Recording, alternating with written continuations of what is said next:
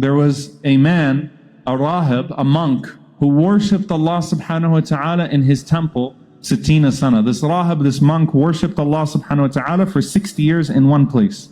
So a woman came in his presence, and he started to develop an attachment to this woman, and he ended up committing zina, ended up committing adultery with her, and he stayed in that state for 6 nights. So the narration actually explicitly mentions that this happened for almost an entire week. Now what happened to this man as he came to that realization? إِنَّ الَّذِينَ اتَّقَوْا إِذَا مَسَّهُمْ طَائِفٌ مِنَ الشَّيْطَانِ. Whenever these people of taqwa, people of piety, are seized by the shaitan for a moment, a day, a few hours, a week, but then suddenly تَذَكَّرُوا, suddenly they remember Allah subhanahu wa ta'ala, فَإِذَا هُمْ مُبْصِرُونَ, and their eyes are wide and they're paying attention now, and they say, how did this happen? How could I have fallen like this? And so the man, as the narration continues, that after he committed that deed, he ran away. But where did he go? So where is that man going to go? Did he go home? Did he go to a friend's house? No, he went to another masjid, which is a very smart move. He understood, لا ملجأ ولا منجأ منك إلا إليك. You don't escape from Allah subhanahu wa ta'ala except to Allah subhanahu wa ta'ala.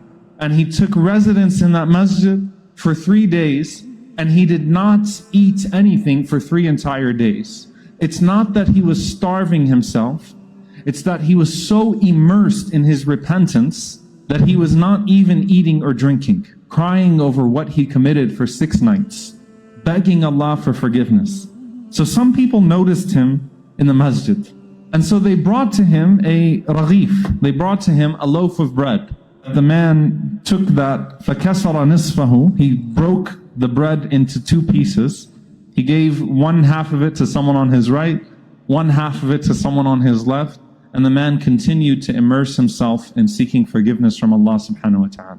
At that very moment, the Prophet sallallahu alaihi wasallam, he says, Allah sent the angel of death in that moment to him and took his soul. So he died in the masjid in a state of repentance, the place where he started. But the narration gets really, really interesting in the end. And by the way, it's a sahih narration. صححه الإمام الألباني والشيخ شاكر. It's a very powerful narration, and it's an authentic one. Listen to what he continues to say. Allah subhanahu wa ta'ala put his 60 years of worship on one side of a scale, and Allah put that 6 nights of adultery on the other side. فَرَجَحَ السَّيِّئَةِ. The 6 nights were heavier than his 60 years of worship. But then what happens to him? The Prophet ﷺ said, ثُمَّ جِيءَ بِالرَّغِيفِ.